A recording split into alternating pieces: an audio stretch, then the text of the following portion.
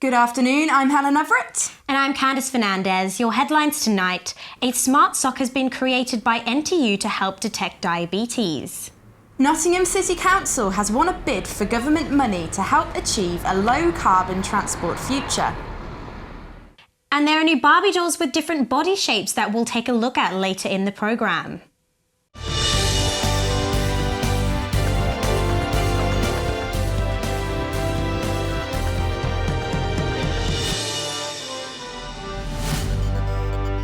But first, Nottingham literacy levels have dropped as there is a decline in young children reading. Across the city, books aren't the first option children choose for a sense of enjoyment. Georgia Francis has more. Literacy rates in Nottingham have lowered. Choosing a book to read for fun is becoming more and more outdated.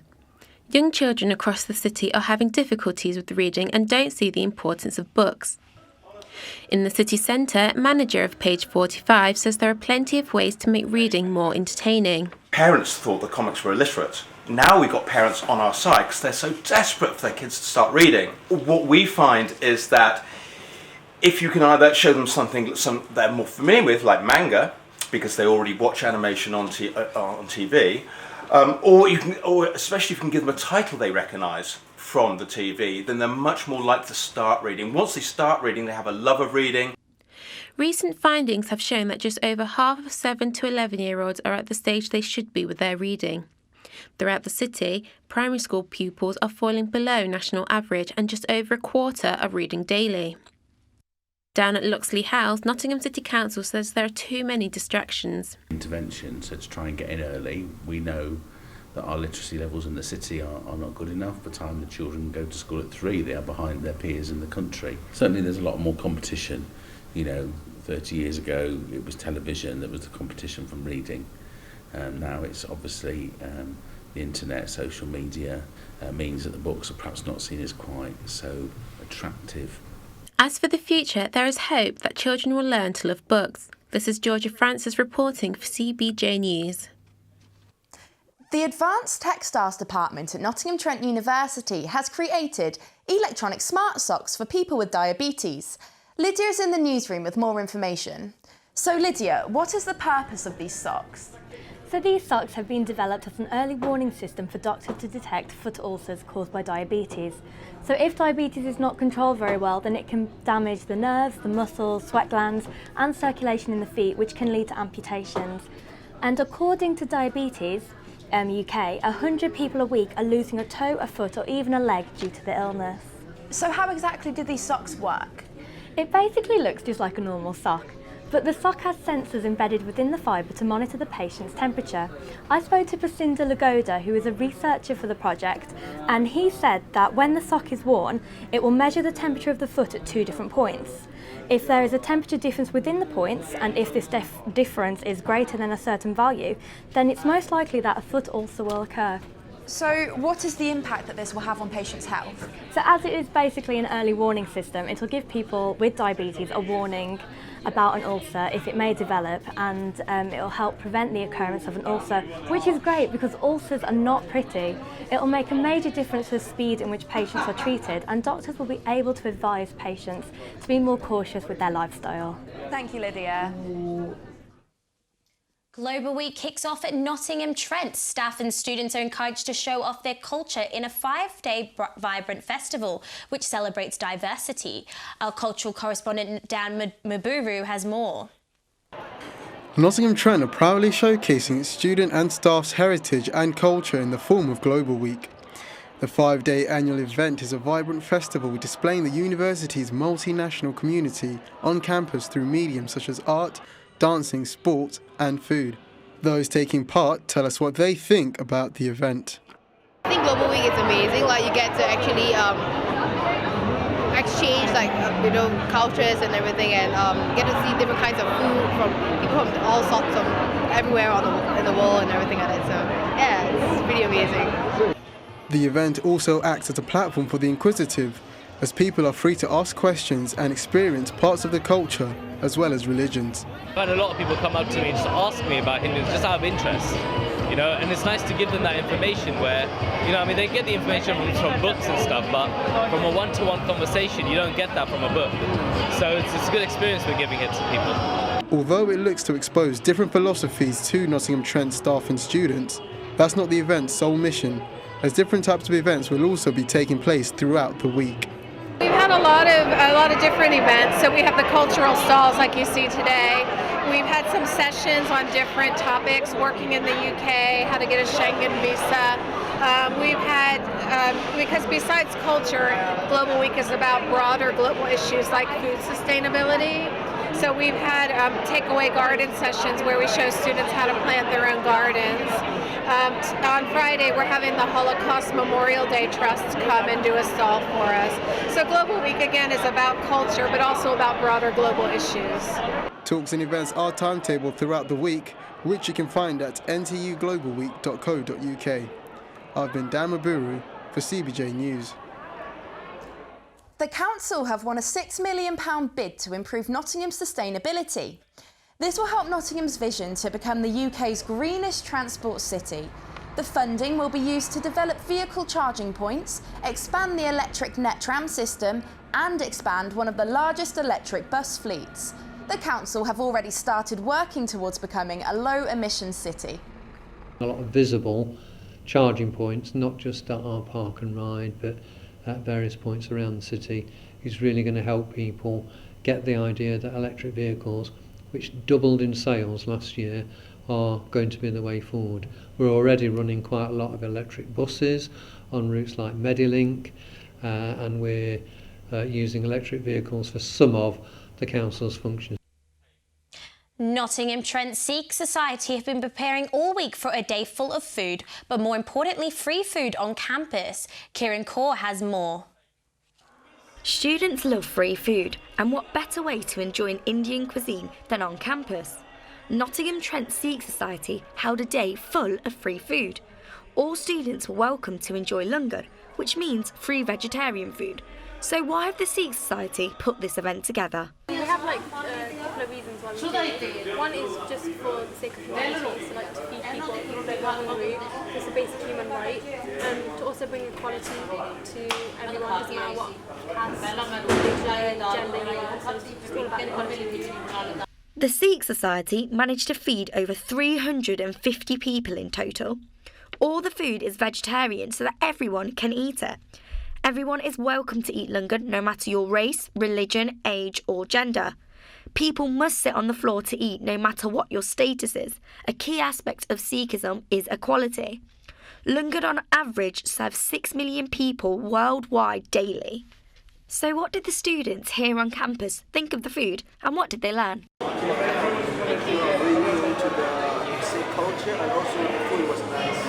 Yeah, it was great in terms of like meeting people as well, different cultures. That's something that I'm doing. Everyone's equal. So everyone's equal. We cover our heads.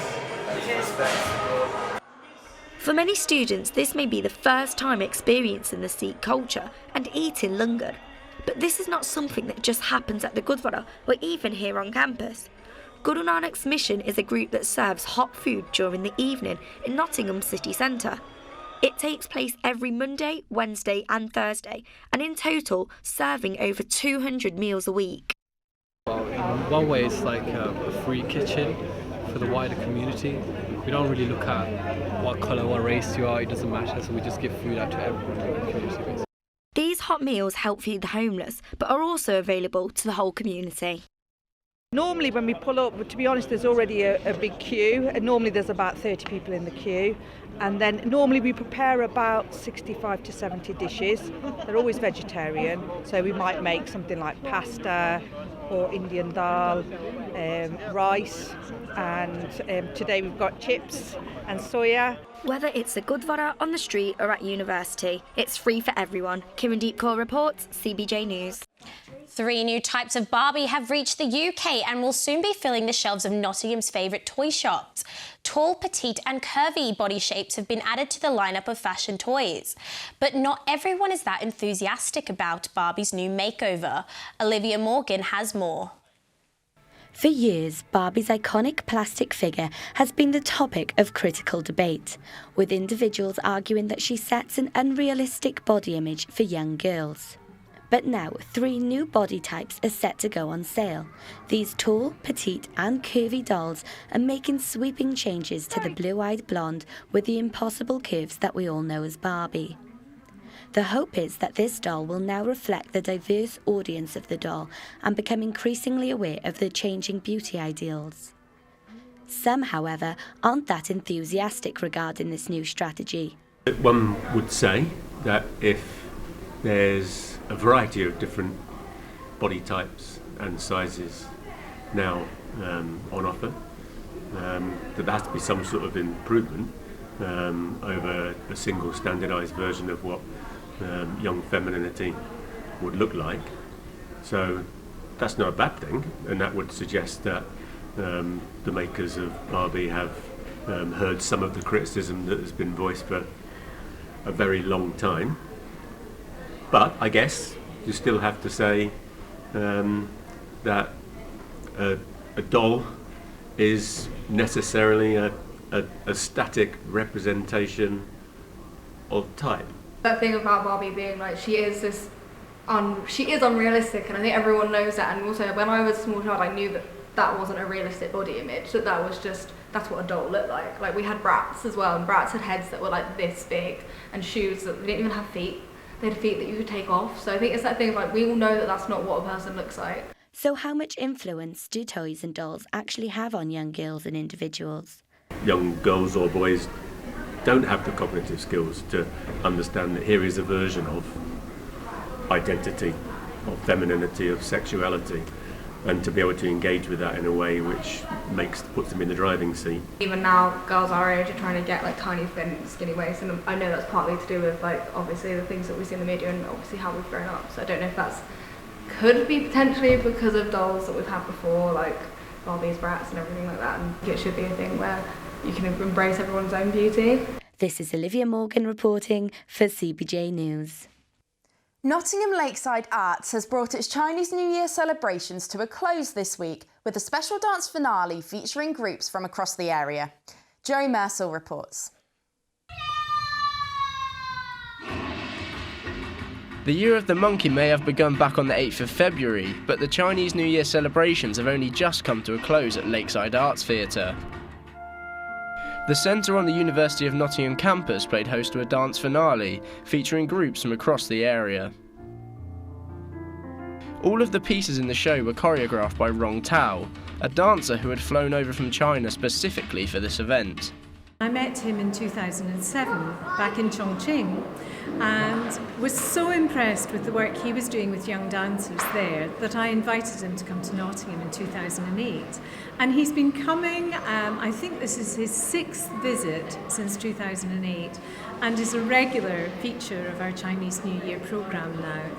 He's been working with dancers at New College Nottingham, with Push Dance Company in Beeston, who are adults with learning disabilities, with dancers, young dancers at Oakfield School, and with a number of primary schools.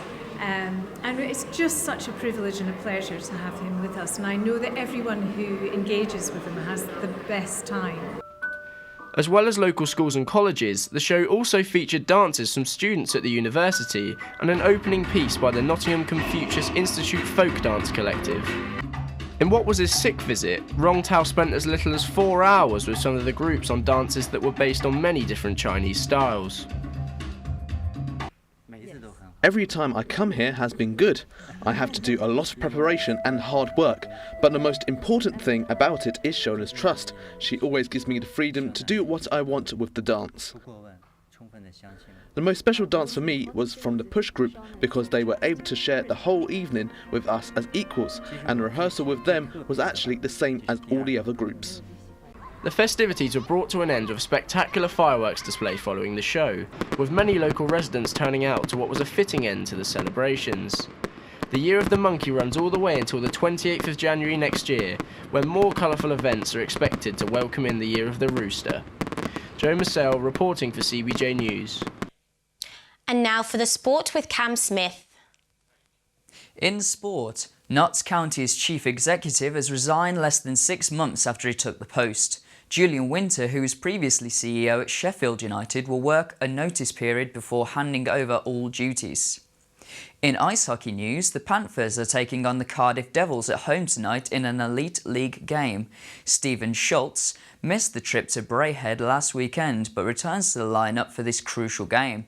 The sides will meet again in the Cup final on Sunday. And Nottingham Forest are taking on Ipswich tomorrow in a championship match. Forest will be looking for a win following their 4 losses in the last 5 games. Back to you in the studio. Now for the weather with Lydia Meredith. Weather this evening, it'll be mostly dry with some sunny periods and there'll be rain into the early hours of Saturday morning, lows of 3 degrees Celsius. Tomorrow will be cold but should be dry and bright with the odd chance of some wintry showers, highs of 6 degrees, and the outlook for Sunday then cold with some showers and possible frost with highs of 5 and lows of 1. You're up to date. That's all for now. Make sure that you catch up with the latest and head over to our website, CBJ Spotlight. Have a good evening.